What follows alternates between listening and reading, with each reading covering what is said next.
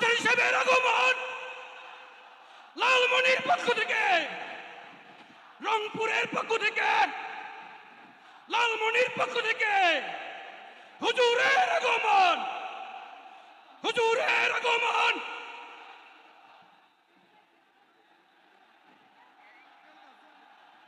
নারায়ে তাকবীর, নারায়ে তাকবীর। হুজুরের আগমন লালমনির পক্ষ থেকে। আমি একটু দেখতে চাই যে রংপুর বিভাগের কে কোন জেলা থেকে আপনারা এসেছেন। কুড়িগ্রাম থেকে কারা এসেছেন দেখি, কুড়িগ্রাম। মাশাআল্লাহ মাশাআল্লাহ। আচ্ছা, গাইবান্ধা জেলার কে আসছেন? গাইবান্ধা, মাশাআল্লাহ। ঠাকুরগাঁও, ঠাকুরগাঁও অনেকে আসছেন। দিনাজপুর জেলা থেকে মাশাআল্লাহ। নীলফামারী, ঠিক আছে, ফি আমানিল্লাহ। পঞ্চগড় অনেক আসছে। রংপুর, রংপুর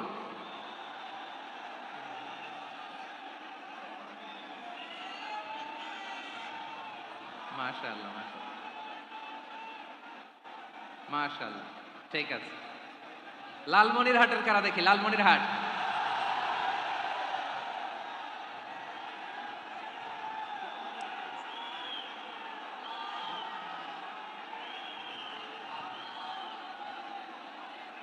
মাশাআল্লাহ মাশাআল্লাহ মাশাআল্লাহ মাশাআল্লাহ,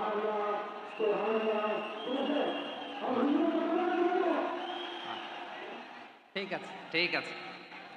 আচ্ছা, এই রংপুর বিভাগের বাইরে থেকে অন্য জেলার কারা কারা আসছেন দেখি। তাও আছে অনেকে, মাশাআল্লাহ, ঠিক আছে ঠিক আছে। আজকের প্রোগ্রামে উপস্থিত আছেন প্রধান অতিথি হিসেবে অধ্যক্ষ আসাদুল হাবিব দুলু ভাই, সাংগঠনিক সম্পাদক বিএনপি, জাতীয় নির্বাহী কমিটি সভাপতি, জেলা বিএনপি লালমনিরহাট। বিশেষ অতিথি হিসেবে আমাদের অনেক ভাইরা এসছেন, সবাইকে শুকরিয়া জানাই। সভাপতিত্ব করছেন জনাব আব্দুল হাকিম। আইন শৃঙ্খলা বাহিনী, প্রশাসন, ভলান্টিয়ার্স, শুনেছি আমি প্রায় 5,000 ভলান্টিয়ার্স আপনারা নিয়োগ দিয়েছেন। আলহামদুলিল্লাহ আলহামদুলিল্লাহ, অনেক গোছালো প্রোগ্রাম। আমার প্রাণ ঢালা ভালোবাসা জানবেন, আমার হৃদয়ের গহীন থেকে ভালোবাসা নেবেন, শুভেচ্ছা জানবেন সবাই। ঠিক আছে ঠিক আছে। প্রিয় ভাইরা, আমরা আর কাল বিলম্ব না করে মূল আলোচনায় চলে যেতে চাই। আজকে যে টপিকের উপর আমি কথা বলবো, টপিকটা হচ্ছে peaceful coexistence and communal harmony, শান্তিপূর্ণ সহাবস্থান এবং সাম্প্রদায়িক সম্প্রীতি। আমাদের বাংলাদেশে সাম্প্রদায়িক সম্প্রীতি আছে না নাই? আবহমান কাল থেকে আমরা মুসলিম, হিন্দু, বৌদ্ধ, খ্রিস্টান, পাহাড়ি, নৃগোষ্ঠী মিলেমিশে একাকার, আমরা সবাই মিলে বাংলাদেশ। আওয়াজ করে বলেন ঠিক কিনা?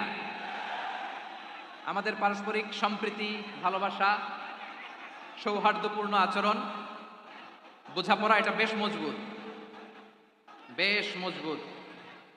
তবে মাঝে মাঝে আমাদের এই সম্প্রীতির ভেতরে অনেকে ফাটল ধরাতে চায়। আমরা যে সুখে আছি, শান্তিতে আছি, এটা অনেকের ভালো লাগে না, ঠিক কিনা বলেন? আমাদের মধ্যে সাম্প্রদায়িক সম্প্রীতি, সৌহার্দ্যপূর্ণ আচরণ, ভালোবাসা, এটা আবহমান কাল ধরে আছে। তার প্রমাণ, আমরা তাফসিরুল মাহফিলের আয়োজন করলে আমাদের হিন্দু ভাইরা ডিস্টার্ব করে না, ঠিক কিনা? এবং আমি যদি বলি হাত তোলেন, হিন্দু ধর্মের কারা কারা এসেছেন, কত শত কত হাজার যে হাত উঠবে, আপনি অবাক হয়ে যাবেন। আমি চাচ্ছি না হাত উঠাতে। খুলনাতে সর্বশেষ যে আমি প্রোগ্রাম করে গেলাম, সেখানে কয়েকশো হিন্দু ভাই আসছে আমাদের আলোচনা শুনতে, আলহামদুলিল্লাহ। অনেক বৌদ্ধরা আসে, অনেক খ্রিস্টানরা আসে। এবার সফরেও অনেক হিন্দু ভাইরা আমার সাথে দেখা করেছে, তারা বলেছে হুজুর আমরা আপনার আলোচনা শুনি, আলহামদুলিল্লাহ বলেন। So it's our responsibility to present our religion to our non-Muslim brothers and sisters. আমাদের অমুসলিম ভাই বোনদের কাছে ইসলামের সৌন্দর্য তুলে ধরা, এটা আমাদের দায়িত্ব। We all are the ambassador of Islam. আমরা প্রত্যেকে দায়িত্বশীল, আমরা প্রত্যেকে এক একজন ইসলামের অ্যাম্বাসেডর, আলহামদুলিল্লাহ বলেন। এজন্য এমনভাবে দ্য বিউটি অফ ইসলাম, ইসলামের সৌন্দর্য আমাদেরকে ফুটিয়ে তুলতে হবে, যাতে করে নন মুসলিমরা শাহাদা পড়ে, কালিমা পড়ে মুসলমান হয়ে যায়। অনেক নন মুসলিম ভাই বোন আমাদের হাতে শাহাদা পড়ে, কালিমা পড়ে মুসলমান হয়েছে, অনেক। সো আমরা যেন ইসলামের বিউটিটাকে তুলে ধরতে পারি, এবং এই যে সম্প্রীতি, এটাকে যেন আমরা অটুট রাখতে পারি। আদতে আদতে বাংলাদেশের ইতিহাস বলে আমাদের দেশে কোনো দাঙ্গা নাই, আছে? লালমনিরহাটের ভাইয়ের আওয়াজ করে বলেন, আমাদের দেশে হিন্দু মুসলিম দাঙ্গা আছে? আমরা ভাই ভাই, আওয়াজ করে বলুন তো আমরা কি ভাই ভাই। কিন্তু কিছু দুষ্ট লোক আছে, তারা আমাদের সম্পর্কের মধ্যে ফাটল ধরাতে চায়, ঠিক কিনা বলেন? মাঝে মাঝে ঝগড়া লাগাতে চায়। দেখবেন পত্রপত্রিকায় দেখা যায় বিভিন্ন ধর্মীয় উপাসনালয়গুলোতে হামলা চালানো হয়, এগুলো রাজনৈতিক উদ্দেশ্য প্রণোদিত, এগুলোর সাথে ইসলামের কোনো সম্পর্ক নাই। এজন্য এই দুর্বৃত্তদের ব্যাপারে আমাদের সাবধান থাকতে হবে। আমরা সবসময় যেমনি ঐক্যবদ্ধ, ইউনাইটেড, আমরা যদি এরকম ইউনাইটেড থাকি, এই সমস্ত দুর্বৃত্তদের কালো হাত ভেঙে দিতে আমাদের 1 ঘন্টাও লাগবে না। চিল্লায় বলো ঠিক কিনা? আমরা সংঘবদ্ধ থাকবো। এই যে আমাদের পিসফুল কো এক্সিস্টেন্স, শান্তিপূর্ণ সহাবস্থান। হিন্দুরা পূজা করে, যেদিন হিন্দুদের পূজা অনুষ্ঠান, আমরা ওই দিন তাফসির মাহফিল করি না, ঠিক কিনা বলেন? যেদিন আমাদের তাফসিরুল কোরআনের প্রোগ্রাম, ওই দিন আমাদের হিন্দু ভাইরা ডিস্টার্ব করে না। সুবহানাল্লাহ। হিন্দুদের পূজা অনুষ্ঠানে মাদ্রাসার ছাত্র যে পাহারা দেয়, গোটা বিশ্বে এরকম দৃষ্টান্ত নজির বিরল, ঠিক কিনা বলেন? আইন শৃঙ্খলা বাহিনীর পাশাপাশি মাদ্রাসার ছাত্ররা যে সেখানে পাহারা দেয়, গোটা পৃথিবীতে এই দৃষ্টান্ত আপনি পাবেন না।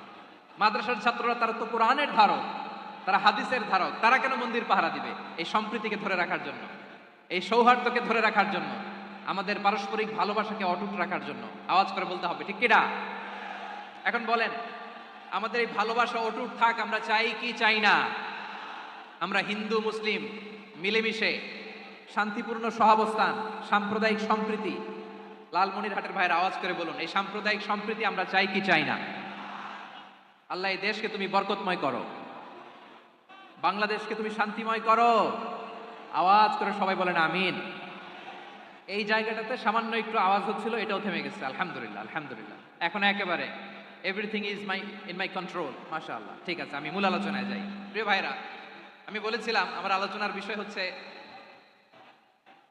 শান্তিপূর্ণ সহাবস্থান, সাম্প্রদায়িক সম্প্রীতি। আমরা দেখব ইসলাম আমাদেরকে কি কি দিক নির্দেশনা দেয়। শান্ত হইতে হবে। খরগোশের কানের মতো কান দুটো আমার দিকে করে রাখেন। আমি এখনো উঠে যাব, হাত নাড়ায় লাভ নাই, আমি উঠে যাব। তাকায় থাকো আর কান খাড়া, আওয়াজ হবে না। হ্যাঁ, মাশাআল্লাহ, মাশাআল্লাহ, ঠিক আছে। আমরা দেখবো যে রাসূল সাল্লাল্লাহু আলাইহি ওয়াসাল্লাম এই পিসফুল কোএক্সিস্টেন্সের জন্য আমাদের কি শিখিয়েছেন, কি কি গাইডলাইন দিয়েছেন। আমরা 1, 2, 3, 4 করে এগুলো আপনাদের সাথে শেয়ার করব। আমি আপনাদের খেদমতে সূরাতুল আনআমের 108 নম্বর আয়াত তেলাওয়াত করেছি। এখানে আল্লাহ রাব্বুল ইজ্জা ওয়াল জালাল তিনি ইরশাদ করছেন, ওয়ালা তাসুব্বুল্লাযীনা ইয়াদউনা মিন দুনিল্লাহি ফায়াসুব্বুল্লাহা আদওয়াম বিগাইরি ইলম কাযালিকা যায়্যান্না লিকুল্লি উম্মাতিন আমালাহুম তুম্মা ইলা রাব্বিহিম মারজিউহুম ফায়ুনাব্বিউহুম বিমা কানু ইয়ামালুন। রব্বুল আলামিন বলেন, গোলাম ও আমার ইমানদার বান্দারা শোনো শোনো, ও আমার বিশ্বাসী বান্দারা শোনো শোনো, লা তাসুব্বুল্লাযীনা ইয়াদউনা মিন দুনিল্লাহ ফায়াসুব্বুল্লাহা আদওয়াম বিগাইরি ইলম। ও আমার বিশ্বাসী বান্দারা, যারা আল্লাহকে ব্যতি রেখে, আল্লাহকে বাদ দিয়ে অন্য উপাস্যকে ডাকে, দেব দেবীর পূজা করে, দেবতাদের পূজা করে, তোমরা খবরদার তাদের গালি দিও না। আওয়াজ করে বলেন, কি দিও না? আল্লাহ বলেন, ও বিশ্বাসীরা শোনো, যারা আল্লাহকে বেছে রেখে দেব দেবীর পূজা করে, অন্য উপাস্যের পূজা করে, তাদেরকে ডাকে, ওই দেবতাদেরকে তোমরা গালি দিও না। যদি ওই দেবতাদেরকে গালি দাও, তাহলে ভুলবশত, শত্রুতাবশত তারা তোমাদের রব আল্লাহকে গালি দেবে, ঠিক কিনা? তোমরা যদি তাদের দেবতাদের গালি দাও, ওরা রেগে তোমার আল্লাহরে গালি দিবে, তাহলে আল্লাহরে গালি খাওয়ানোর কারণ হয়ে গেলাম আমি, ঠিক কিনা বলেন?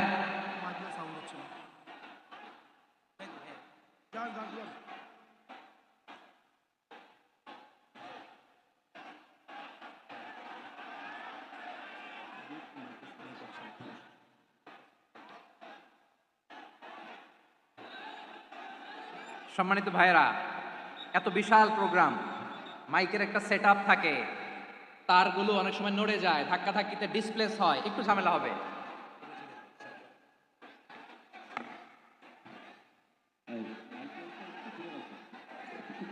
ব্যাস,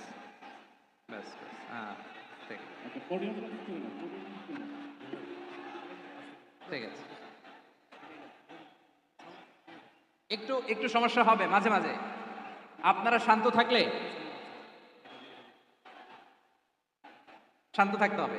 এইভাবে সাউন্ড নাই, এই নাই, এই বলতে বলতে আমার সময়ও নাই, উঠে যেতে হবে। এগুলো বোকামি। এই বিভাগীয় প্রোগ্রামগুলোতে যাই, চিৎকার চেঁচামেচি করে তোমরা আসো, সময় শেষ আমাকে উঠে যেতে হয়। আমরা তো বঞ্চিত হলাম। গুরুত্বপূর্ণ অনেক কথা শোনাবো তোমাদের, অনেক। প্রিয় ভাইরা, আপনারা শান্ত হয়ে বসুন, শান্ত হয়ে। রব্বুল আলামিন বলেন, খবরদার বিশ্বশিরা, আল্লাহ ছাড়া যারা অন্যান্য উপাস্যদেরকে ডাকে, দেবতাদেরকে ডাকে, তাদেরকে তোমরা গালি দিও না। ওই সমস্ত দেবতাদেরকে যদি তোমরা গালি দাও, তাহলে তারা আল্লাহকে গালি দিবে, ঠিক কিনা বলে? আমরা দেবতাদের গালি দিলে ওরা আল্লাহকে গালি দিবে। রব্বুল আলামিন বলেন, খবরদার দেবতাদেরকে গালি দিও না, তাহলে ওরা তোমার রব আল্লাহরে গালি দেবে। প্রতিটি জাতির জন্য তাদের কাজকে আমি আল্লাহ সুশোভিত করে রেখেছি। তারা সবাই একদিন আমার কাছেই ফিরে আসবে। এরপর আমি রব্বুল আলামিন তাদের আমলনামা তাদেরকে জানিয়ে দেব। সুবহানাল্লাহ পড়ে। প্রিয় ভাইরা, আল্লাহ তাআলা বলেছেন, খবরদার গালি দিও না। আদেশটা কার? আওয়াজ করে বলেন তো। হিন্দুদের দেবতা দেবদেবীদেরকে গালি দেওয়া যাবে না। আওয়াজ করে বলুন প্রিয় ভাইরা, এই আদেশটা কার? এই আপনাদের গলার আওয়াজ। অন্য ধর্মের দেবতাদেরকে যে গালি দেওয়া যাবে না, এই আদেশটা কার? আরো জোরে বলুন, কার? গালি দিবেন কোন দেবতাকে? দিবেন? যদি দেন তাহলে ওরা আল্লাহরে গালি দিবে। তাহলে আল্লাহরে গালি খাওয়াইলো কে? আপনি, ঠিক কিনা বলেন? আমি আল্লাহকে গালি খাওয়ানোর কারণ হলাম, কারণ আমি যদি গালি না দিতাম ওরা আমার রবকে গালি দিত না। আওয়াজ করে বলেন ঠিক কিনা? তাহলে প্রিয় ভাইয়েরা, ইসলাম আমাদেরকে শিখায়, সূরাতুল আনআমের 108 নম্বর আয়াত থেকে আমরা বুঝলাম, কোন ধর্মকে ছোট করা যাবে না। অন্য ধর্মকে ছোট করা মানে ইসলামকে ছোট করা। অন্য ধর্মের দেবতাকে গালি দেওয়া মানে আল্লাহকে গালি খাওয়ানো। আওয়াজ করে বলেন ঠিক কিনা? খবরদার, এটা করা যাবে না। আর অন্য ধর্মের দেবতাকে যদি আপনি গালি দেন, ওরা ইসলাম থেকে দূরে সরে যাবে। যাও ইসলামের প্রতি আকৃষ্ট হয়েছিল আর কোনোদিন ইসলামের ধারে কাছে আসবে না। আওয়াজ করে বলেন ঠিক কিনা? এজন্য কখনো কোনোদিন অন্য ধর্মের দেবতাদেরকে গালি দেওয়া যাবে না। অন্য ধর্মের কোনো দেবতাদেরকে আমরা গালি দিব না, গালি দিব না, বরং ইসলামের beauty, the beauty of Islam, ইসলামের সৌন্দর্যকে আমরা তুলে ধরব। আমরা যদি বিশ্বনবী সাল্লাল্লাহু আলাইহি ওয়াসাল্লামের জীবনের দিকে তাকাই, তাহলে আমি দেখব বিষ্ণু ইসলাম মক্কাতে কিংবা মদিনাতে অন্য ধর্মের লোকদের সাথে খুব পিসফুলি লাইফ লিড করেছেন। হোক মুশরিক, হোক খ্রিস্টান, হোক ইহুদি, বিশ্বনবী সবার সাথে মিলেমিশে ছিলেন। আলহামদুলিল্লাহ বলেন। ইসলাম হচ্ছে পিসফুল রিলিজিয়ান। অন্য ধর্মের প্রতি সহনশীলতার সবক ইসলাম আমাদেরকে দেয়। কিন্তু প্রতিটি মুসলিমের এটা মনে রাখতে হবে, আল্লাহর কাছে পছন্দনীয় গ্রহণযোগ্য ধর্ম, জীবনাদর্শ একটি, সেটা হচ্ছে ইসলাম। আওয়াজ করে বলেন সেটা কি? লালমনিরহাটের ভাইরা আওয়াজ করে বলুন, আল্লাহর কাছে মনোনীত ধর্ম একটি, সেটা কি? এজন্য রব্বুল আলামিন বলেন, ইন্নাদ-দীনা ইনদাল্লাহিল ইসলাম, আল্লাহর কাছে মনোনীত গ্রহণযোগ্য অ্যাকসেপ্টেড ধর্ম মতাদর্শ একটা, সেটা হলো ইসলাম। ইসলাম ছাড়া অন্য কোনো ধর্ম যদি কেউ তালাশ করে, তার ওই ধর্ম আল্লাহ গ্রহণ করবে না। ওমাই ইয়াবতাগি গায়রাল ইসলামি দীনান ফালান ইউকবালা মিন ওয়া হুয়া ফিল আখিরাতি মিনাল খাসিরিন।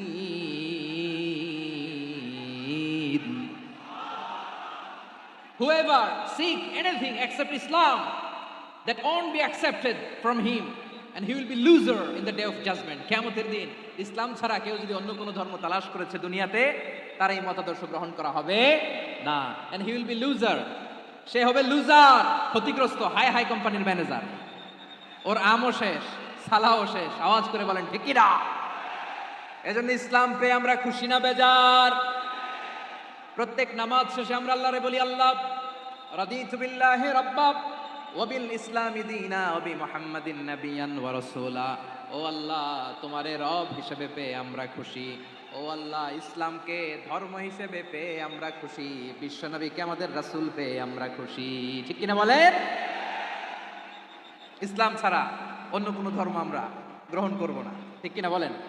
আল্লাহর কাছে অ্যাকসেপ্টেড রিলিজিয়ান একটা, সেটা ইসলাম। তো বিশ্বনবী সাল্লাল্লাহু আলাইহি ওয়াসাল্লাম মক্কাতে কিংবা মদিনাতে খুব পিসফুলি এক্সিস্ট করেছেন, যে কোনো ধর্মের সাথে মিলেমিশে চলেছেন। তার প্রমাণ আমরা যদি রাসূল সাল্লাল্লাহু আলাইহি ওয়াসাল্লামের বায়োগ্রাফির দিকে তাকাই, তাহলে দেখব তিনি মুশরিকদের সাথে পিস ট্রিটি করেছেন, শান্তি চুক্তি, পিস ট্রিটি, পিস এগ্রিমেন্ট। আপনারা হুদাইবিয়ার সন্ধির নাম শুনেছেন? আমার লালমনিরহাটের কলিজার টুকরা ভাইয়েরা, হুদাইবিয়ার সন্ধির নাম আপনারা শোনেন নাই? ষষ্ঠ হিজরিতে বিষ্ণু ইসা ইসলাম মুশরিকদের সাথে এই ট্রিটি করেছেন, চুক্তি। কাদের সাথে? মুশরিকদের সাথে। আমরা তো মুসলমান বসতে পারি না, আমরা দুই মুসলিম ভাই একসাথে বসে চা খেতে পারি না, গল্প করতে পারি না। বিষ্ণু ইসা ইসলাম মুশরিকদের সাথে ট্রিটি করেছেন, হুদাইবিয়ার সন্ধি।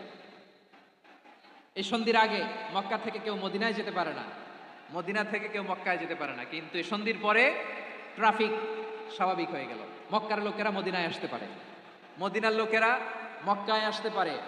এটাকে বলে সুলহে হুদাইবিয়া, the peace agreement of Hudaibiya, শান্তি চুক্তি।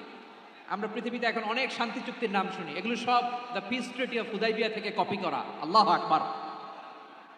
তাহলে বিশ্বনবী সাল্লাল্লাহু আলাইহি সাল্লাম তিনি যে শান্তিপূর্ণ সহাবস্থানে বিশ্বাসী ছিলেন,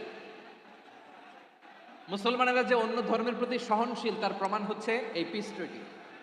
শুধু তাই নয়, মাইকের সাউন্ডটা একটু বাড়াই দিতে হবে, খুব দুর্বল, একটু মজবুত করতে হবে, আর একটু ক্লিন করতে হবে, আর সবগুলা জায়গায় সাউন্ড যাচ্ছে কিনা একটু ক্রস চেক করতে হবে। হ্যাঁ, পাবেন, দিচ্ছে mike operator, is trying his level best, দিচ্ছে। মাইক অপারেটর যিনি আছেন, প্রতিটি জায়গায় প্রতিটি সাউন্ড বক্সে যেন আওয়াজ পাওয়া যায়, একটু ক্রস চেক করেন, সাউন্ডটাকে একটু স্ট্রং করে দেন। হ্যাঁ, ঠিক আছে, মাশাআল্লাহ। এদিকে তাকান, এদিকে। মক্কার পার্ট গেল, পিস এগ্রিমেন্ট করলেন, শান্তি চুক্তি। বিষ্ণু ইসলাম মদিনায় যে কি করলেন? মদিনায় যে বিষ্ণু ইসলাম মদিনা চার্টার করলেন, মদিনা সনদ, সাহিফাতুল মদিনা, এটার বলে মদিনা চার্টার। এই যে ওয়েস্টে, ইউরোপে, আমেরিকাতে তারা অনেক চার্টার করে, সব চার্টার মদিনা চার্টার থেকে কপি করা। আওয়াজ করে পড়েন সুবহানাল্লাহ। বিষ্ণু ইসলাম মদিনায় গেলেন, মদিনাতে মুসলিম, মুশরিক, ইয়াহুদি, এই তিন ধর্মের লোক মিলে সব স্টেক হোল্ডার যারা আছে সবাইকে নিয়ে বিষ্ণু ইসলাম মদিনা চার্টার করলেন, মদিনা সনদ, পড়েন সুবহানাল্লাহ। শুধু তাই নয়, মক্কাতে বিশ্বনবী পিস এগ্রিমেন্ট করলেন, শান্তি চুক্তি মুশরিকদের সাথে। মদিনাতে যে বিশ্বনবী মদিনা চার্টার করলেন, মদিনা সনদ করলেন ইহুদিদের সাথে।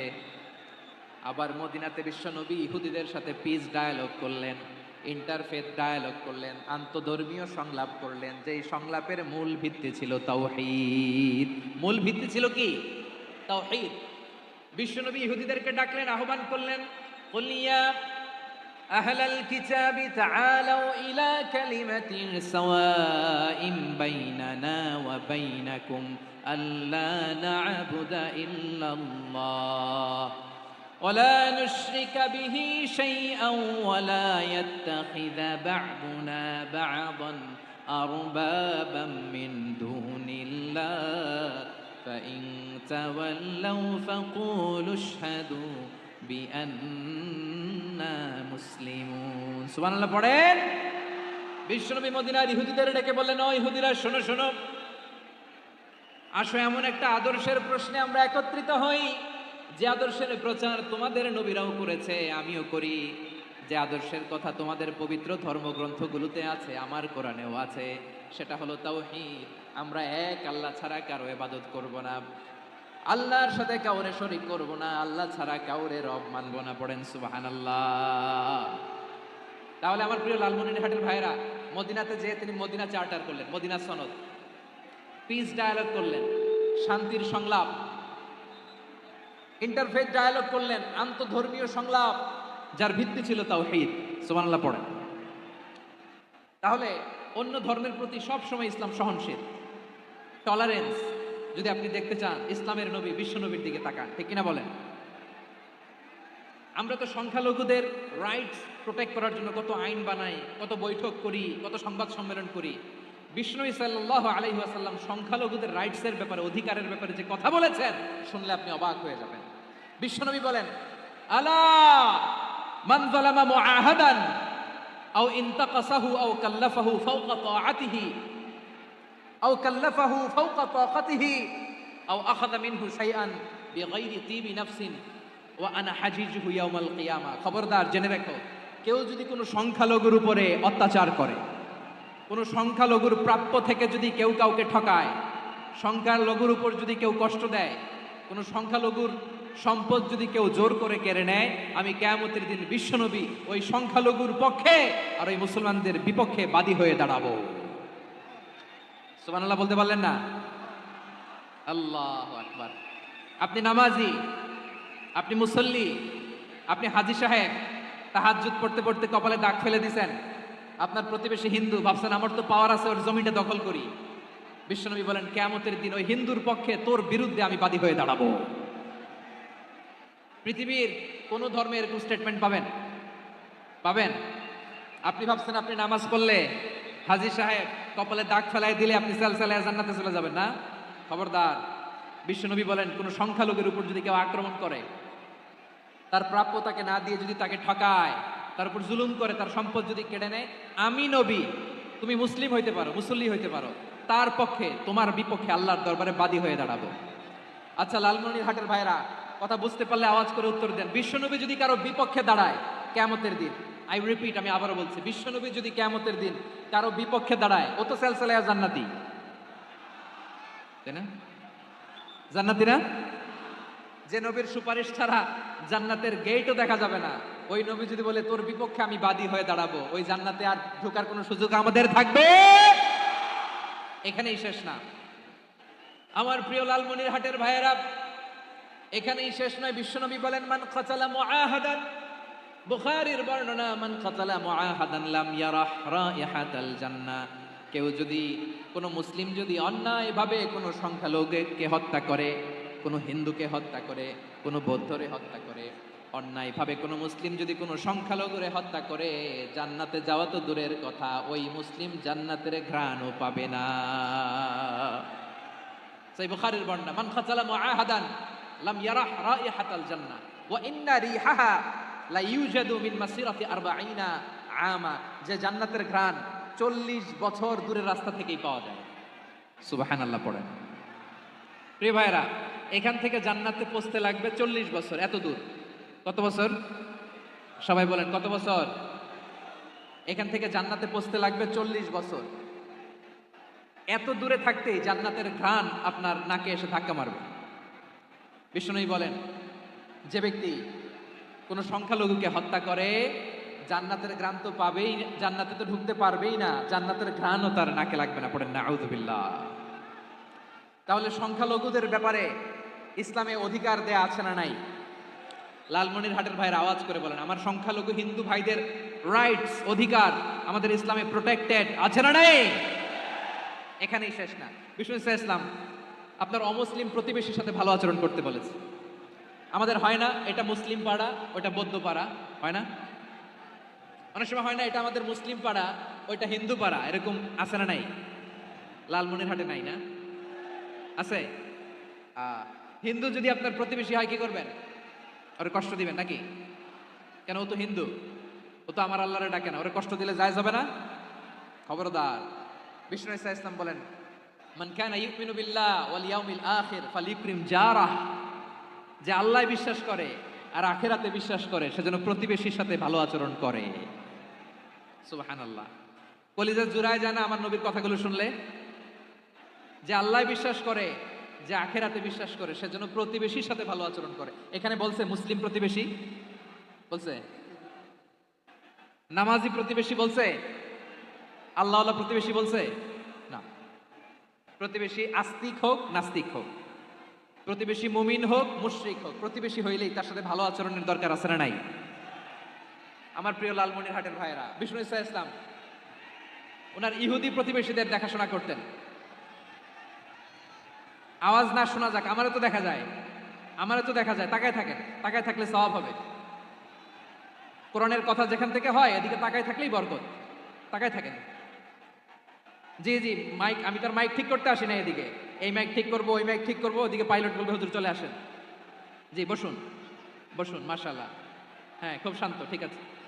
পুলিশ ভাইরা না খেয়ে দিনরাত আপনারা যাতে সুশৃঙ্খল একটা প্রোগ্রাম উপহার পান, এটাই চেষ্টা করতেছে। আপনাদেরকে কষ্ট দিতে আসে নাই, একটু একটু সহযোগিতা করেন। জি মাশাআল্লাহ। হ্যাঁ, ঠিক আছে। আমার প্রিয় ভাইরা, প্রতিবেশী আস্তিক হোক নাস্তিক হোক, মুসলিম হোক হিন্দু হোক তার সাথে ভালো আচরণ করতে হবে। বিষ্ণু ইসা ইসলাম ওনার ইহুদি প্রতিবেশীর বাসায় যেতেন। কোন প্রতিবেশী? ইহুদি। আওয়াজ করে বলেন, কোন প্রতিবেশী? ইহুদি। এক ইহুদি কিশোর বিষ্ণু ইসা ইসলামের খেদমত করতে, ইহুদি ছেলে আমার নবীর খেদমত করতো, তারা ছিল নবীর প্রতিবেশী। তো অনেক দিন হয় ইহুদি ছেলেটা আসে না। বিষ্ণুনবী খোঁজ দিলেন, ঘটনা কি? একটা ইহুদি ছেলে না আমার খেদমতে আসতো, ছেলেটা কই? খোঁজ নিয়ে জানলেন ছেলেটা অসুস্থ। বিষ্ণু ইসা ইসলাম ওই ইহুদির বাড়িতে চলে গেলেন ওই ছেলেটাকে দেখা করার জন্য, ভিজিট করার জন্য। সুবহানাল্লাহ পড়বেন না? গেলেন, যে দেখে ইহুদি ছেলেটা মুমূর্ষ, যান যান যায় যায় ভাব, বিছানায় পড়ে আছে, তার বাবা দাঁড়ানো।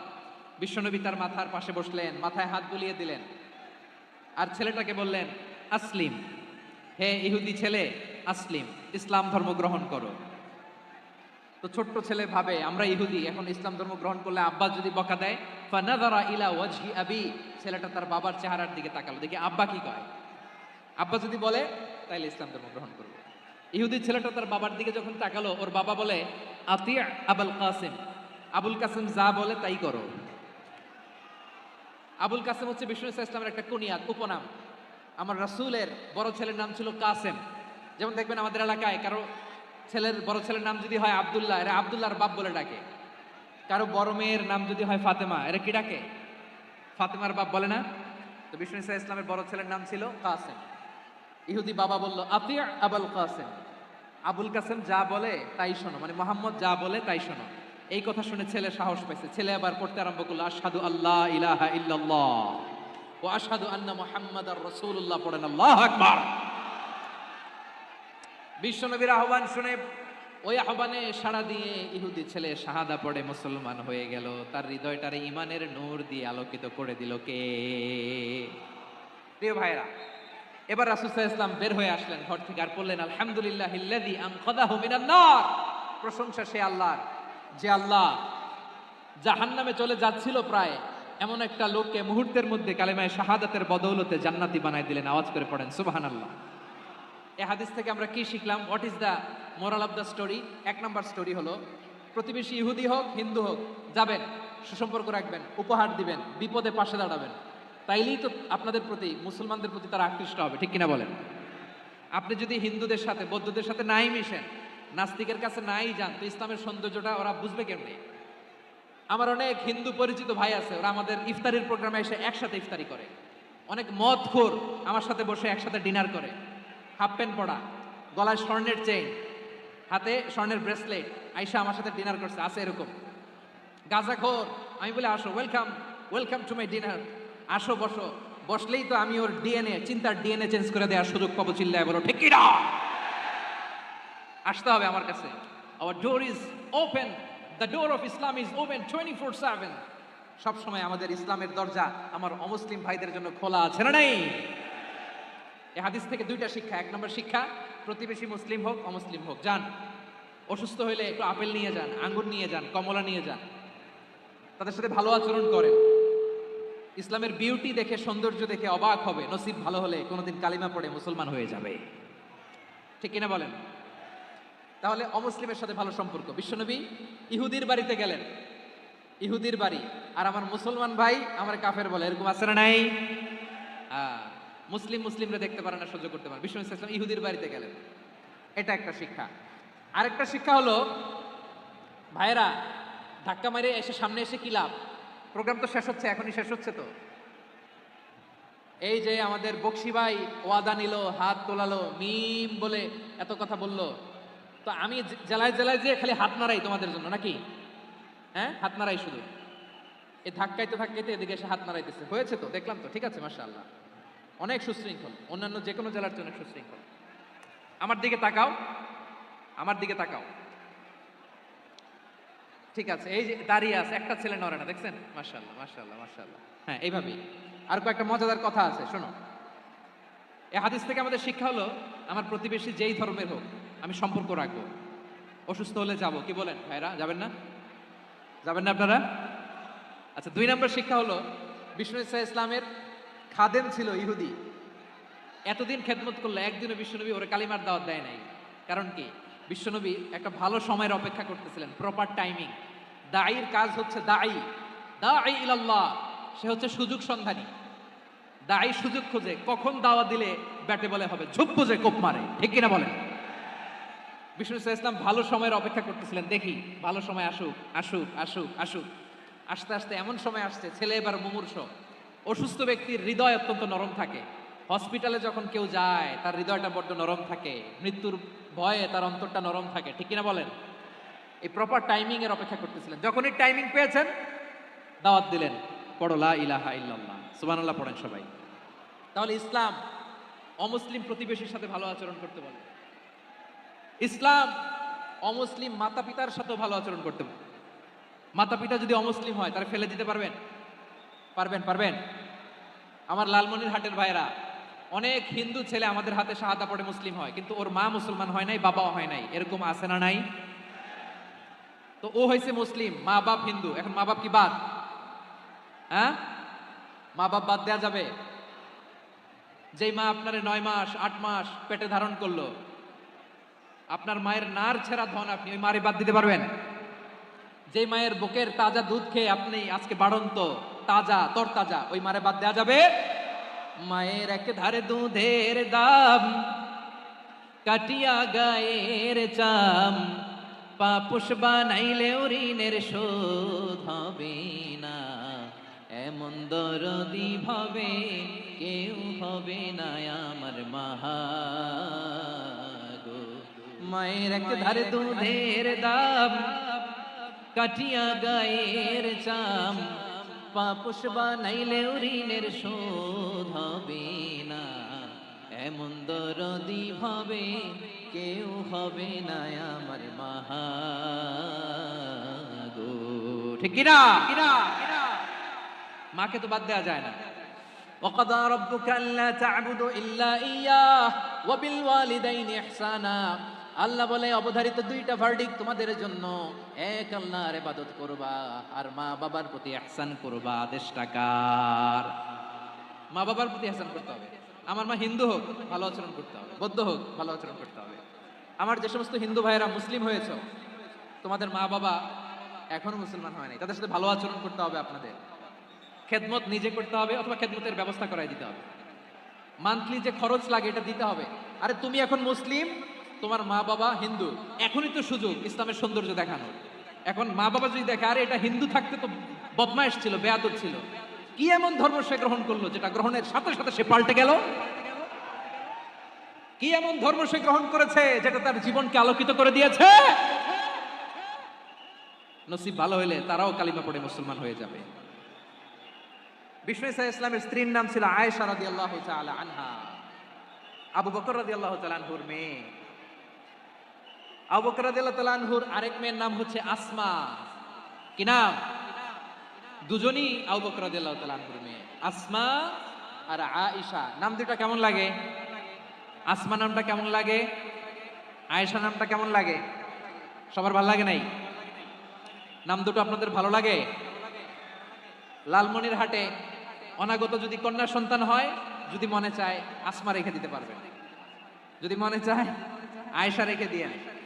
দেশে বিদেশে এয়ারপোর্টে রাস্তা ঘাটে শুধু বলে হুজুর একটা নাম দেন, আমার ছেলের একটা নাম দেন, মেয়ের একটা নাম দেন। তো আমার মনে আছে যশোরের 8 দিনের মাহফিলে আমি একটা দুইটা নাম দিয়েছিলাম। আজকে লালমনির হাটের এই প্রোগ্রামে কন্যা সন্তান যদি হয় দুটা নাম দিলাম, আসমা কিংবা আয়েশা। ইনশাআল্লাহ পড়েন। দুজন বোন, এক মায়ের নাম, বাবা এক মা দুইজন। আয়েশা রাদিয়াল্লাহু তাআলা আনহার মায়ের নাম উম্মে রুমান, আর আসমা রাদিয়াল্লাহু তাআলা আনহার মায়ের নাম কুতাইলা বিনতে আব্দুল উজ্জা। আবু বকর রাদিয়াল্লাহু তাআলা আনহু 4টা বিয়ে করেছিলেন। তো একই ঘটনা ঘটেছে এই ফ্যামিলিতে। আসমা ইসলাম ধর্ম গ্রহণ করে মুসলিমা, কিন্তু তার মা কুতাইলা মুশরিকা। আই রিপিট, বোঝার জন্য আমি আবারও বলি, আসমা রাদিয়াল্লাহু তাআলা আনহা মুসলিমা, আর আসমার মা কুতাইলা, আওয়াজ করে বুঝে থাকলে বলেন, আসমার মা মুশরিকা। তার মানে মেয়ে মুসলিম, মা অমুসলিম। ভেজাল আছে না নাই? কিন্তু কুতাইলা আর ধৈর্য ধারণ করতে পারে না। নার ছেঁড়া ধন, কলিজার টুকরা ধন, কলিজার টুকরা সন্তান। আসমারে দেখতে বড্ড মন চায়। সাইয়েদনা আসমা রাদিয়াল্লাহু তাআলা আনহা মক্কা থেকে হিজরত করে মদিনায় চলে গেলেন হুদাইবিয়ার পর। যখন মক্কা মদিনার ট্রাফিক স্বাভাবিক হলো, মক্কার লোক মদিনায় যায়, মদিনার লোক মক্কায় আসে, কোচাইলা কলিজার টুকরা সন্তান আসমারে দেখার জন্য কিছু উপহার নিয়ে বিশাল মরুপথ পাড়ি দিয়ে মক্কা থেকে মদিনায় যায়। সুবহানাল্লাহ বলেন। এখন মা আসছে মেয়ের সাথে দেখা করতে, মেয়ে তো আর দেখা দেয় না। মেয়ে ভাবছে আমার মতো মুশরিকা অপবিত্রা, তার সাথে কি দেখা দেয়া যাবে? বিশ্বনবীর দরবারে চলে গেলেন। সুবহানাল্লাহ বলেন।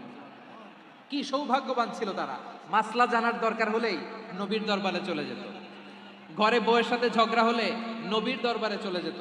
অনেক সাহাবী বলে আমার পেটে ক্ষুধা লাগলো আমি নবীর কাছে চলে যেতাম, কারণ নবীর চেহারার দিকে তাকালেই আমার পেটের ক্ষুধা মিটে যেত।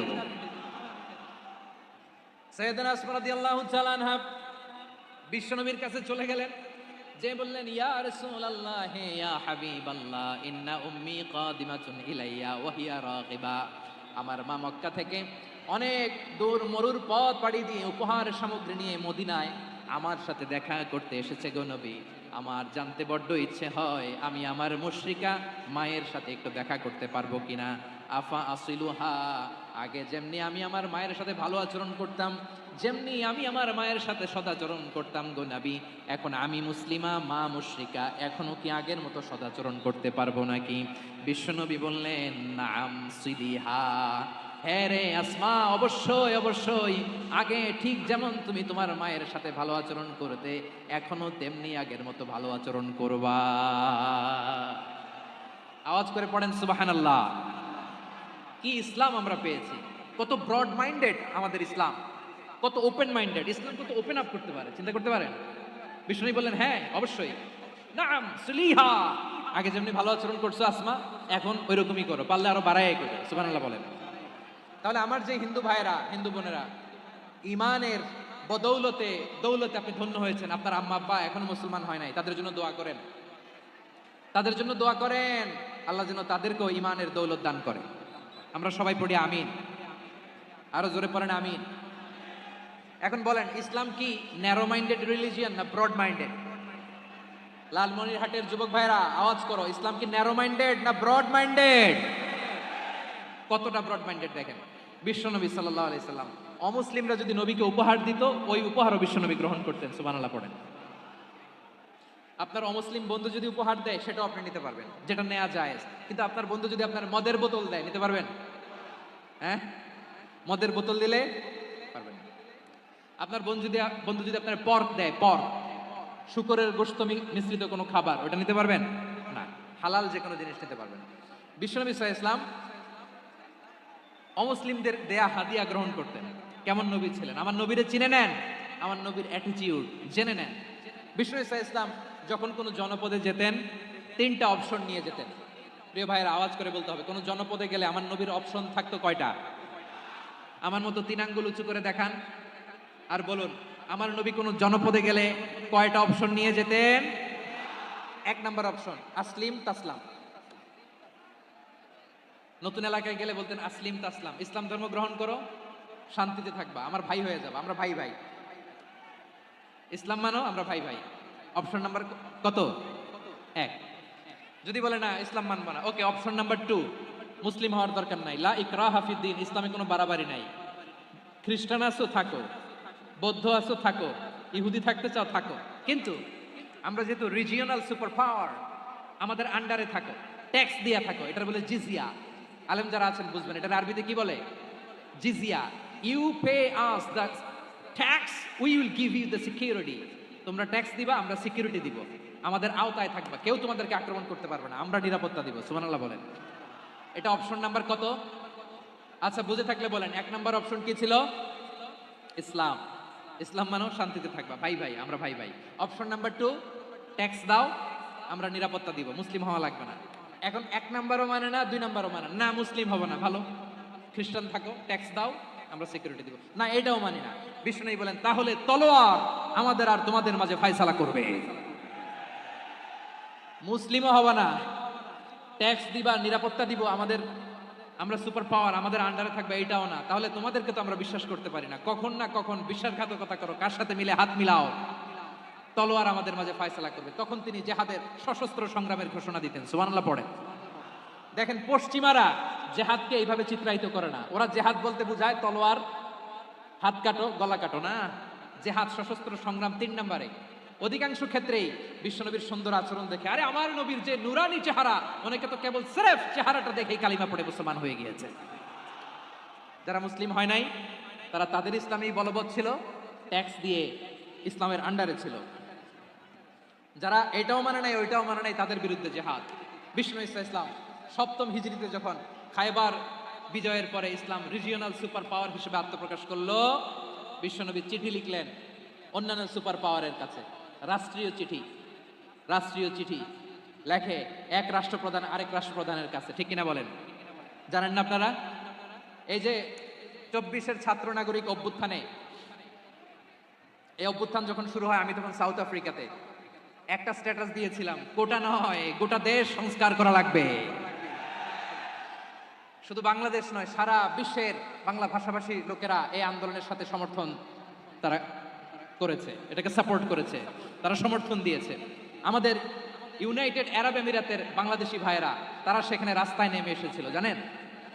ওইখানে ডেমনস্ট্রেশন করা যায় না, সেখানকার সরকার তাদেরকে যাবজ্জীবন দিয়েছিল। তখন আমাদের এই যে প্রধান উপদেষ্টা ডক্টর মোহাম্মদ ইউনূস সরাসরি G2G বলে, এটারে G2G, government to government, G2G, উনি চিঠি লিখলেন যে তাদেরকে, ইউর হাইনেস, হে সম্মানিত আমির, আপনি আমার এই চিঠির কারণে আমার সম্মানে এই 53 জন বাংলাদেশিকে মাফ করে দেন। এই চিঠির বদৌলতে বেকসুর খালাস পেয়ে গিয়েছিল আমাদের ভাইরা, জানেন না এই ঘটনা আপনারা? তাহলে গভর্নমেন্ট টু গভর্নমেন্ট চিঠি দেওয়া হয়। 7ম হিজরিতে বিষ্ণু ইসলাম সব সুপার পাওয়ারের কাছে চিঠি দিলেন, রোমান সম্রাটের কাছে, পারস্য অধিপতির কাছে, মিশরের অধিপতির কাছে, সবার কাছে চিঠি লিখলেন। চিঠির ভাষা ছিল এরকম, মিন মুহাম্মাদিন রাসূলিল্লাহ ইলা মুকাওকিস আযীমিল কিবত, মুহাম্মদ রাসূলুল্লাহর পক্ষ থেকে মিশরের বাদশার কাছে, আসলিম তাসলাম, ইসলাম মানো শান্তিতে থাকবা, সালামুন আলা মান ইত্তাবা আল হুদা, শান্তি তার জন্য যে হেদায়েতের অনুসরণ করে। সুবহানাল্লাহ পড়েন। তো এই চিঠি অনেকে ভালোভাবে রিসিভ করেছে, অনেকে এই চিঠি পাওয়ার পরে নবীর কাছে আবার ইন রিটার্ন উপহার পাঠিয়েছে। কি পাঠিয়েছে? উপহার। মিশরের বাদশা মুকাওকিস তিনি বিশ্বনবীকে বিশাল এক উপহারের ডালি পাঠিয়েছেন। মিশরের বাদশা মুকাওকিস ছিলেন ধর্মে খ্রিস্টান। লালমনিরহাটের ভাইয়েরা আওয়াজ করে বলেন, মিশরের বাদশা ধর্মে কি ছিল? খ্রিস্টান। কি উপহার দিয়েছিল আমার নবীকে? শুনতে মনে চায়? আওয়াজ নাই লালমনিরহাটের গলায়, শুনতে মনে যায়? 1000 স্বর্ণ মুদ্রা, 1000 স্বর্ণ মুদ্রা।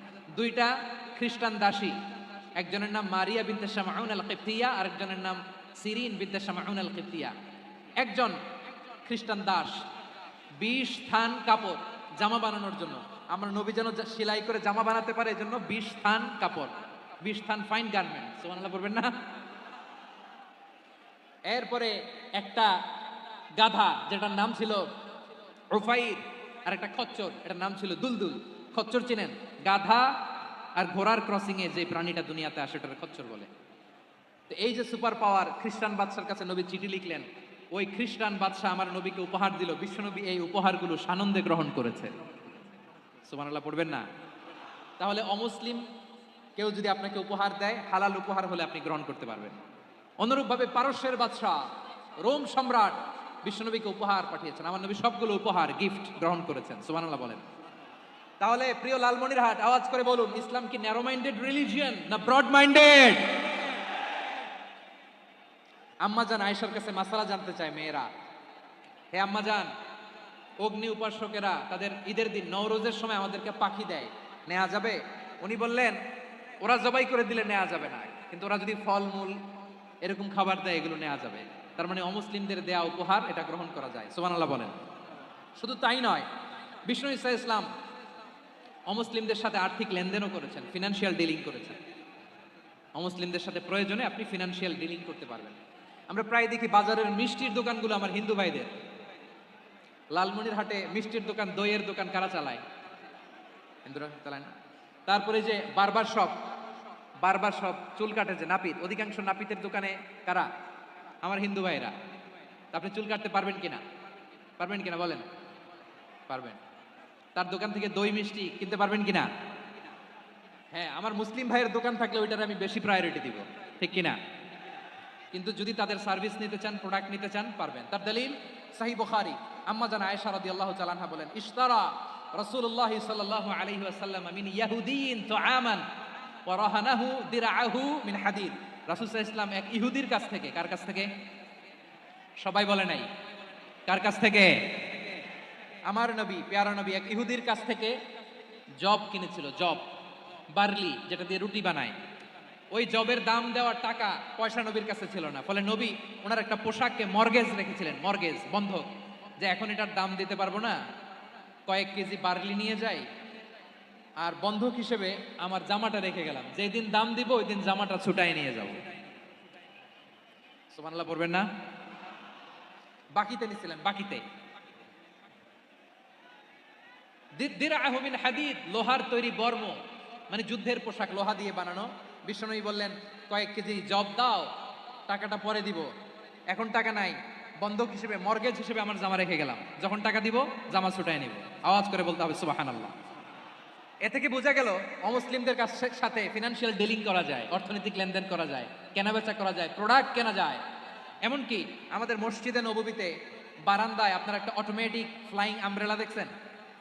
সূর্য যখন বাড়ে মসজিদে নববীর বারান্দায় ইয়ার্ডের মধ্যে অটোমেটিক্যালি কিছু আমব্রেলা আছে, শাঁ করে খুলে যায়, আর সূর্যের তাপ লাগে না। আবার সন্ধ্যাবেলায় এই আমব্রেলাগুলো ওরা ক্লোজ করে ফেলে, দেখেন নাই না? দেখছেন? এই মসজিদে নববীকে সর্বোচ্চ উন্নত মানের কনস্ট্রাকশন ইনফ্রাস্ট্রাকচারে ডেভেলপ করার জন্য কর্তৃপক্ষ কিছু অমুসলিম ইঞ্জিনিয়ারের, ডিজাইনারের সহায়তা নিয়েছিল। সুবহানাল্লাহ বলেন। কোন দলিলের ভিত্তিতে? এই দলিলের ভিত্তিতে যে বিষ্ণু ইসা ইসলাম অমুসলিমদের সাথেও লেনদেন করেছেন। আওয়াজ করে বলতে হবে আল্লাহু আকবার। শুধু তাই নয়, ইন কেস অফ ইমার্জেন্সি, প্রয়োজনে ইসলামের খাতিরে, ইসলামকে সামনের দিকে এগিয়ে নিয়ে যাওয়ার জন্য অমুসলিমদের সাপোর্ট নেওয়া জায়েজ আছে। সুবহানাল্লাহ বলেন। অমুসলিমদের সাপোর্ট নেয়া, তাদের থেকে অর্থ নেয়া, পলিটিক্যাল সাপোর্ট, পলিটিক্যাল অ্যাসাইলাম নেওয়া জায়েজ আছে। আমাদের অনেক বিশ্ববরেণ্য দায়ীরা আমেরিকায় অস্থায়ীভাবে অ্যাসাইলাম নিয়ে থাকে, নিজের দেশে গেলে ফাঁসিতে ঝুলাই দিবে। যুগ যুগ ধরে দায়ীদের উপরে এরকম অত্যাচার আর নির্যাতন আছে না নাই? মিশরের অনেক দায়ীরা পাশ্চাত্যে যেয়ে থাকে, এই যে তারা পলিটিক্যাল অ্যাসাইলাম নিয়ে থাকে, রাজনৈতিক আশ্রয়, এটা জায়েজ আছে না? এটা যে জায়েজ আছে তার প্রমাণ স্বয়ং বিশ্বনবী সাল্লাল্লাহু আলাইহি ওয়াসাল্লাম পলিটিক্যাল সাপোর্ট নিয়েছিলেন অমুসলিমদের কাছ থেকে। সুবহানাল্লাহ বলেন। খুব মজাদার একটা ঘটনা শুনবেন, আপনাদের আগ্রহ দেখে তো মনে হয় না শোনার ইচ্ছা আছে? আছে, আছে, গলায় জোর আছে।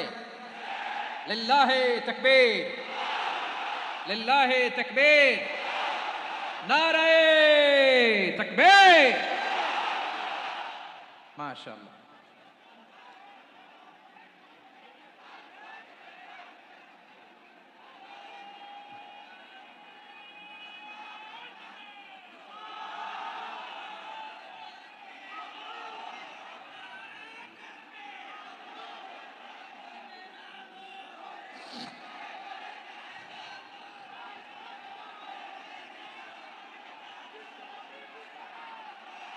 মাশাআল্লাহ, মাশাআল্লাহ।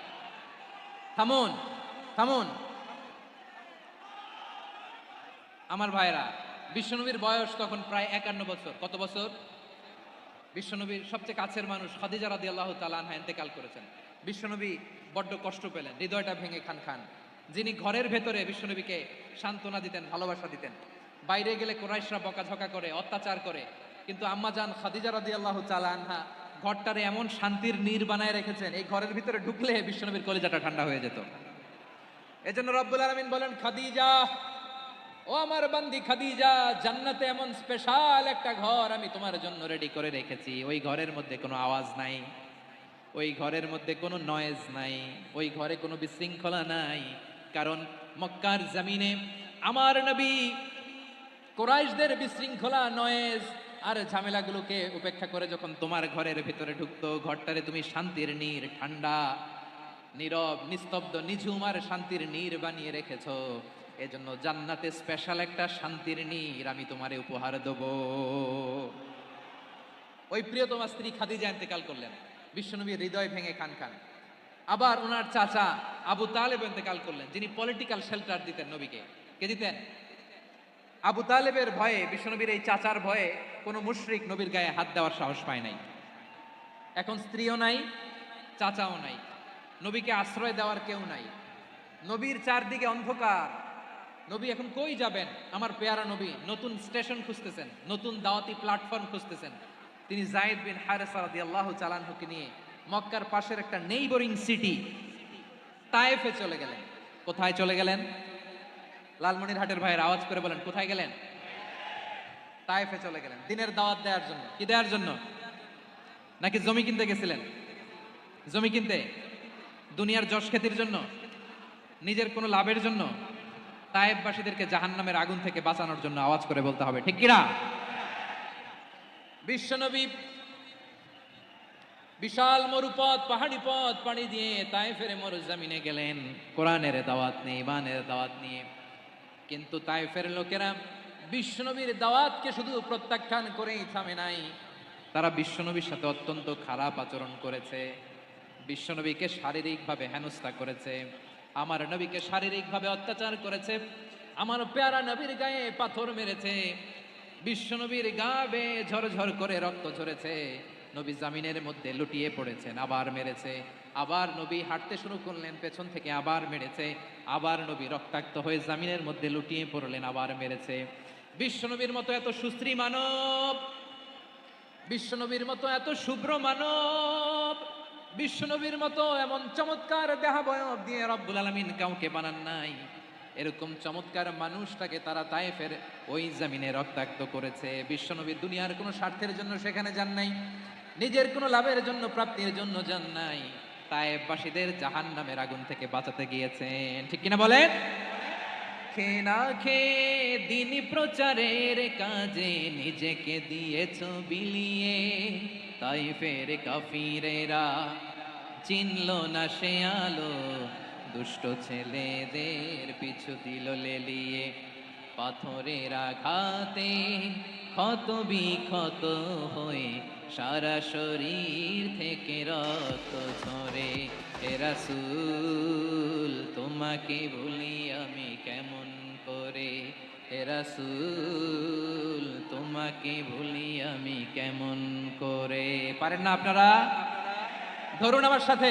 হাজার ব্যথা বেদনার পরে ফিরে আসনি তুমি আপন ঘরে, দিনের আলো তুমি ছড়িয়ে দিতে চলে গেলে মদিনায় মক্কা ছেড়ে।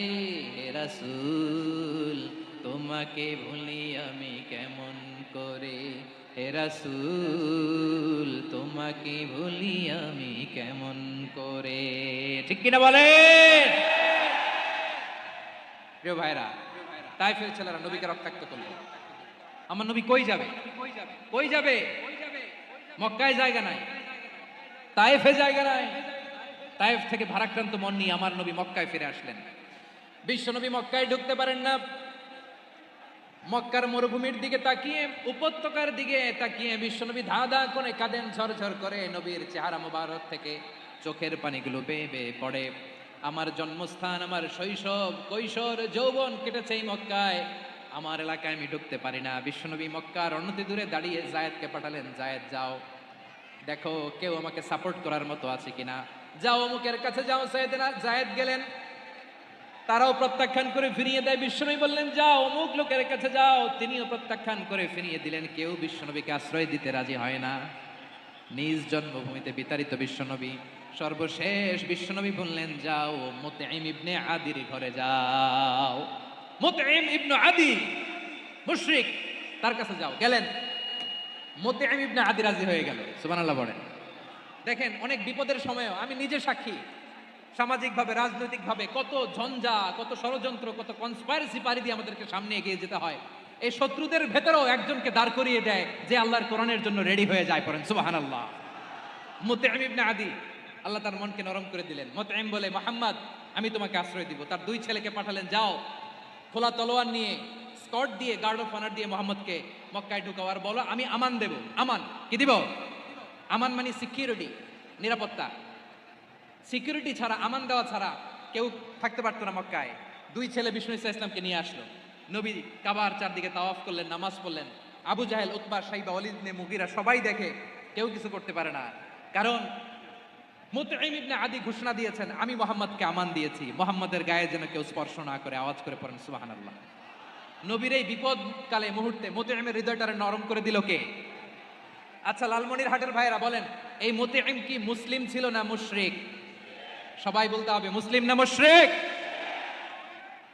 তাহলে মুশরিকের কাছ থেকে নবী পলিটিক্যাল অ্যাসাইলাম, আধুনিক রাষ্ট্রবিজ্ঞানের ভাষায় পলিটিক্যাল অ্যাসাইলাম, যেটাকে বলে রাজনৈতিক আশ্রয়, ওনার আমান বা নিরাপত্তার এই ঘোষণায় তিনি মক্কায় ঢুকলেন। যতদিন নিরাপত্তা ছিল ছিলেন।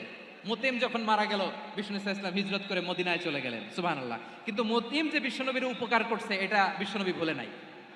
আমাদের অনেকে আছে উপকার করার পরে আর খেয়াল থাকে না, খাওয়ার পরে গলা দিয়ে নামলে আর খেয়াল থাকে না, এরকম আছে না নাই? আমার নবী ভুলে নাই। বদরের প্রান্তরে 70 জন কাফেরকে যখন বন্দী করে বিশ্বনবীর সামনে হাঁটু গেড়ে দাঁড় করানো হলো, বসানো হলো, 70 জন কাফের, কয়জন? বিশ্বনবী তাদের দিকে তাকিয়ে বললেন, সহিহ বুখারীর বর্ণনা, লাউ কানাল মুতঈম ইবনে আদি হাইয়ান সুম্মা কাল্লামানি হাউলাইন নাতনা লা তারাকতুহুম লাহু। বদরের প্রান্তরে 70 জন বন্দী কাফিরের দিকে তাকিয়ে আমার নবী বললেন, আজকে মুতঈম ইবনে আদি যদি বেঁচে থাকতো আর তোমাদের 70 জনের ব্যাপারে যদি মুতঈম এক বাক্যে একটা সুপারিশ করতো, তার সম্মানে আজকে তোদের সবাইকে আমি মাফ করে দিতাম।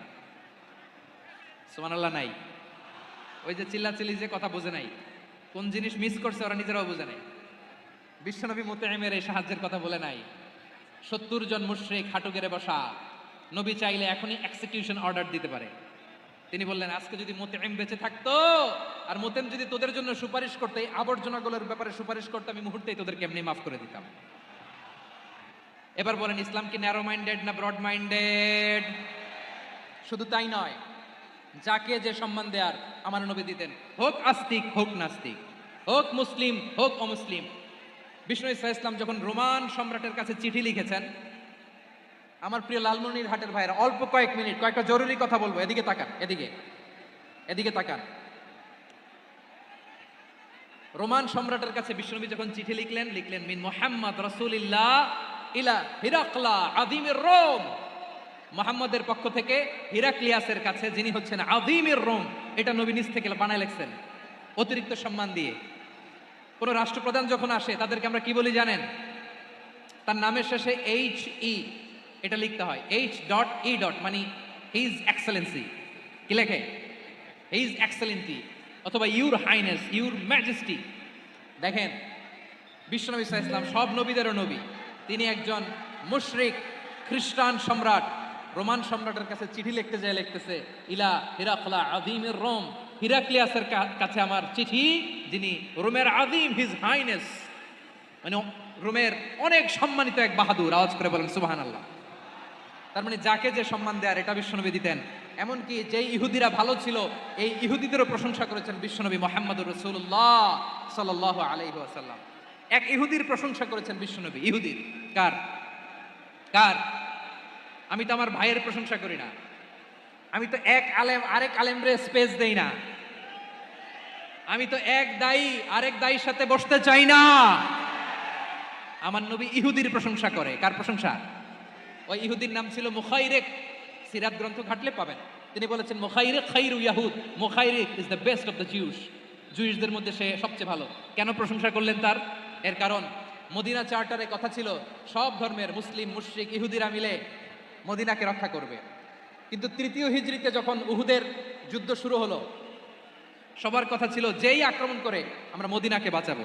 কোন শহরকে বাঁচাবো? মদিনাকে। কিন্তু কুরাইশরা যখন অ্যাটাক করলো, ইহুদিরা আর আসে না,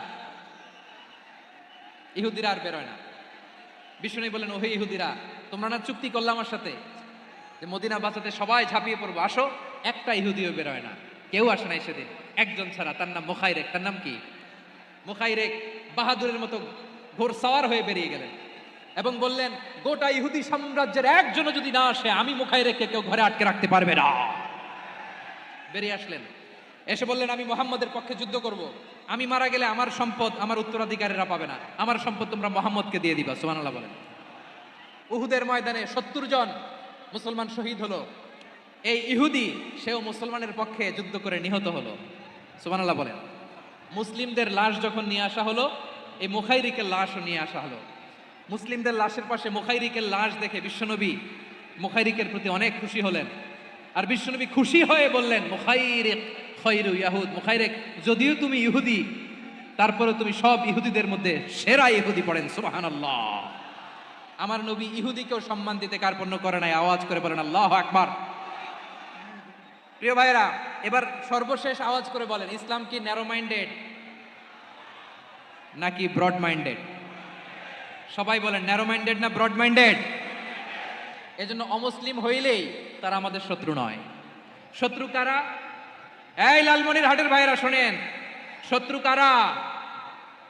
যে সমস্ত অমুসলিম আমাদেরকে নিশ্চিহ্ন করে দিতে চায়, যে সমস্ত অমুসলিম আমাদের ভূখণ্ড থেকে আমাদেরকে তাড়িয়ে দিতে চায়, যে সমস্ত অমুসলিম আমার ধর্ম নিয়ে তুচ্ছতাচ্ছিল্য করে চিল্লায় বলেন ঠিক কিনা, তারা আমাদের শত্রু। সাধারণ অমুসলিমরা আমার শত্রু নয়। এই যে হিন্দুরা থাকে এরা আমার ভাই, বৌদ্ধরা আমার ভাই, খ্রিস্টানরা আমার ভাই, ইহুদিরা আমার ভাই। তারা দিনই ভাই নয়, তারা মায়ের পেটের ভাই নয়, তারা মানবিক দিক থেকে ভাই। ও মানুষ, আমিও মানুষ। ইসলাম মানুষকে সম্মান করে, চিল্লায় বলো ঠিক কিনা। যারা আমাদের অস্তিত্বকে নিশ্চিহ্ন করতে চায়, যারা আমাদের ভূখণ্ডকে দখল করতে চায়, যারা আমাদেরকে নিয়ে মকারি করে, ফান করে, টিটকারি করে, আমার ধর্ম নিয়ে খেলা করে, তাচ্ছিল্য করে, ওদের বিরুদ্ধে আমাদের জিহাদ। সাধারণ মুসলিম আমাদের শত্রু নয়। আপনি জানেন নিউ ইয়র্কে, আমি তো নিউ ইয়র্কে ছিলাম অনেকদিন, ওখানে ফিলিস্তিনিদের পক্ষে যখন আমরা মিছিল করেছি, অনেক ইহুদি আমাদের সাথে মিছিলে দাঁড়িয়েছে। কারণ ওরাও জানে এই ভূখণ্ড ফিলিস্তিনিদের ভূখণ্ড। আওয়াজ করে বলো লালমনিরহাট ঠিক কিনা।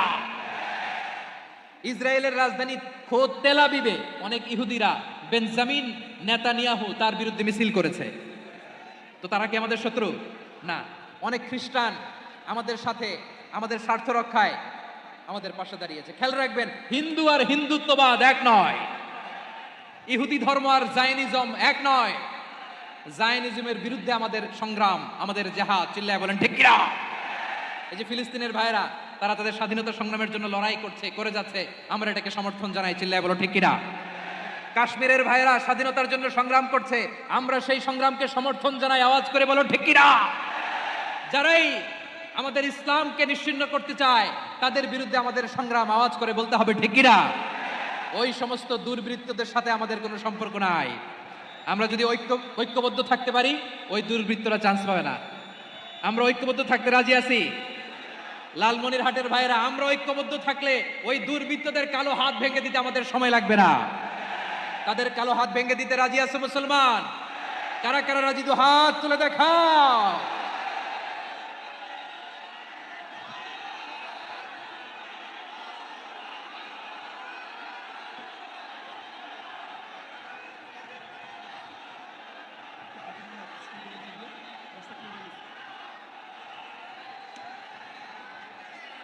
আমার প্রাণ প্রিয় লালমনিরহাটের ভাইরা, শত্রু কাফের আর অশত্রু কাফেরের মধ্যে পার্থক্য আছে না নাই? আবু তালেবও মুশরিক, আবু জাহেলও মুশরিক, কিন্তু দুই মুশরিকে পার্থক্য আছে না নাই? আবু তালেব নবীর চাচা, মুশরিক, মারা গিয়েছে মুশরিক অবস্থায়, কিন্তু আজীবন আমার নবীকে আগলে রেখেছে, আমার নবীকে সাপোর্ট করেছে, ভালোবেসেছে। আবু জাহেলও মুশরিক, মারা গিয়েছে মুশরিক হিসেবে, আজীবন আমার নবীর বিরুদ্ধাচারণ করেছে। আবু জাহেলের শক্তি, সামর্থ্য, স্ট্র্যাটেজি, প্ল্যান সব আমার নবীর বিরুদ্ধে ছিল। আবু জাহেলের কারণে একটা দিন শান্তিতে আমার নবী মক্কায় ঘুমাতে পারে নাই, চিল্লায় বলেন ঠিক কিনা। এজন্য রব্বুল আলামিন বলেন, লা ইয়ানহাকুমুল্লাহু আনিল্লাযীনা লাম ইউকাতিলুকুম ফিদ-দীনি ওয়া লাম ইখরিজুকুম মিন দিয়ারিকুম আন তাবাররুহুম ওয়া তুকসিতু ইলাইহিম ইন্নাল্লাহা ইউহিব্বুল মুকসিতিন। আল্লাহ বলে, গোলামেরা শোনো শোনো, যে সমস্ত অমুসলিম তোমাদের সাথে ধর্মযুদ্ধে লিপ্ত হয় না, তোমাদের বিরুদ্ধে যে সমস্ত অমুসলিম অস্ত্র ধরে না, যে সমস্ত অমুসলিম তোমাদেরকে তোমাদের জন্মস্থান থেকে, ভূখণ্ড থেকে তাড়িয়ে দেয় না, তাদের সাথে ভালো আচরণ করতে আমি আল্লাহ নিষেধ করি নাই। তাদের সাথে সদাচরণে কোনো নিষেধাজ্ঞা নাই, বরং তাদের সাথে সদাচরণ করো, এটাই আমি আল্লাহ চাই। তাহলে আমার যে অমুসলিমরা আমাদের সাথে শত্রুতা করে না, তুচ্ছতাচ্ছিল্য করে না, আমাদের ভূমি থেকে আমাদেরকে উচ্ছেদ করতে চায় না, আমাদের বিরুদ্ধে অস্ত্র ধরে না, ওই অমুসলিম ভাইদের সাথে আমাদের কোনো দ্বন্দ্ব আছে? কোনো বিরোধ আছে? বরং আছে ভালোবাসা। বরং আছে কি? এই ভালোবাসা দিয়ে আমরা বিশ্ব জয় করব। রাজি আছো মুসলমান? আমাদের পুঁজি ভালোবাসা। আমাদের পুঁজি কি? এবার আওয়াজ করে বলেন, আমার এই পুরো আলোচনা থেকে the religious coexistence, peaceful coexistence, শান্তিপূর্ণ সহাবস্থান, কমিউনাল হারমোনি, এই সাম্প্রদায়িক সম্প্রীতি, এই আলোচনা থেকে কি বুঝলেন? ইসলাম কি ন্যারো মাইন্ডেড না ব্রড মাইন্ডেড? এই ব্রড মাইন্ডেড হৃদয় নিয়ে ভালোবাসা দিয়ে আমরা বিশ্ব জয় করতে চাই। রাজি আছেন? আল্লাহ কবুল করুক, আমরা সবাই পড়ি আমিন।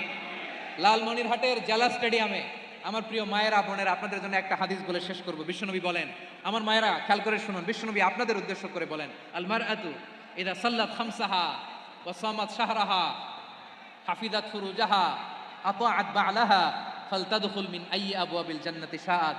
বিশ্বনবী বলেন, ও রমণীরা, ও নারীরা, যে সমস্ত নারী এই চারটা কাজ করবে, এই চারটা কাজের গ্যারান্টি দিবে, তাদেরকে জান্নাতের 8টা দরজার গ্যারান্টি দেয়া হবে। কি চারটা কাজ? এক নাম্বার, আল মারআতু ইযা সাল্লাত খামসাহা, যে নারী 5 ওয়াক্ত নামাজ পড়ে। কি করে?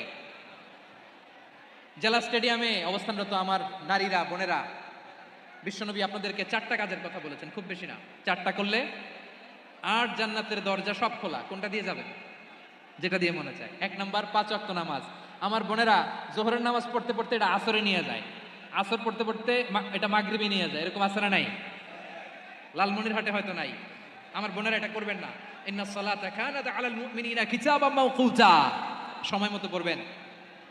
সামাত শাহরা, রমাদানের রোজাগুলো রাখবেন। হাফিজাত ফুরুজাহা, যে নারী তার চরিত্রকে হেফাজত করে, তার প্রাইভেট হেফাজত করে, তার লজ্জাস্থান হেফাজত করে। ও মায়েরা, আপনার এই গর্ভ যে কত দামি আপনি জানেন না। আপনার এই গর্ভ থেকে জন্মাবে আগামীর সালাহুদ্দিন আল আইয়ুবী। আপনার গর্ভ থেকেই জন্মাবে ইমাম আল মাহদি আল মুনতাদা। আপনার পেট থেকে জন্মাবে আবু সাইদের মতো বীর সৈনিক। আপনার পেট থেকে জন্মাবে মুগ্ধের মতো বীর মুজাহিদ। আপনি জানেন না কে আসবে আপনার পেট থেকে। সময়টাকে কাজে লাগান, ইসলামকে বুঝেন, মানেন, আমাদের ইসলামিক লেকচারগুলো শোনেন। আমরা যে বার্তাগুলো, ইনস্ট্রাকশনগুলো, দিক নির্দেশনাগুলো আপনাদের খেদমতে রাখি, এগুলো মেনে চলুন। আপনিই পারেন আপনার ঘরটাকে জান্নাতের টুকরা বানাতে। একটা family, it's a very big institution and you are the MD, the managing director of this institution. চিল্লায় বলেন ঠিক কিনা? চাইলেই পারেন ঘরটারে জান্নাতের টুকরা বানাতে। 5 ওয়াক্ত সালাত, রমাদানের রোজা, নিজের চরিত্রের হেফাজত, ও আতাআত বা'লাহা, স্বামীর আনুগত্য। এটাতে অনেকে ভুল করে থাকে। হায় রে আমার বোনেরা, স্বামীর আনুগত্যকে এটা নিজের অপমান মনে করবেন না। আপনার স্বামী আপনার সবচেয়ে বড় গার্ডিয়ান, তিনি আপনার সবচেয়ে ভালো চায়। নারী কখনো গার্ডিয়ানশিপের বাইরে থাকতে পারে না। হয় আপনি বাবার গার্ডিয়ানশিপের ভেতরে, বাপ না থাকলে ভাই আপনার গার্ডিয়ান, ভাই না থাকলে চাচা গার্ডিয়ান, বিয়ের পরে আপনার স্বামী আপনার গার্ডিয়ান। শরিয়া সম্মত স্বামীর আদেশগুলো আপনি মেনে চলবেন, কিন্তু শরিয়া বিরুদ্ধ কোনো আদেশ মানতে আপনি বাধ্য নয়। আওয়াজ করে বলুন সবাই ঠিক কিনা? এই চারটা কাজ যদি কোনো নারী করে, বিশ্বনবী বলেন জান্নাতের 8টা দরজা খোলা। তোমার যেটা দিয়ে মনে চায় সেটা দিয়ে জান্নাতে তুমি এন্ট্রি নিতে পারবা। আমরা এখানে লালমনিরহাটের সোহরাওয়ার্দী ময়দানে আজকে যেমন একত্রিত হতে পারলাম, আল্লাহর জান্নাতেও যেন একত্রিত হতে পারে। আল্লাহ তুমি তৌফিক দান করো। আল্লাহ আমার এই কলিজার টুকরা যুবক ভাইদেরকে তুমি ওমরে ফারুকের মতো কবুল করো। জেলা স্টেডিয়ামে অবস্থানরত আমার মা বোনদেরকে তুমি ফাতেমার মতো, খাদিজার মতো কবুল করো। আমাদের কলিজার টুকরা সন্তানদেরকে তুমি সালাহুদ্দিন আল আইয়ুবীর মতো কবুল করো। এই যে ইসলামিক সোসাইটি লালমনিরহাটকে আল্লাহ তুমি কবুল করো। আল্লাহ যে কথাগুলো বললাম এগুলো প্রথমে আমাকে, আমার সব ভাইদেরকে আমল করার তৌফিক দান করো।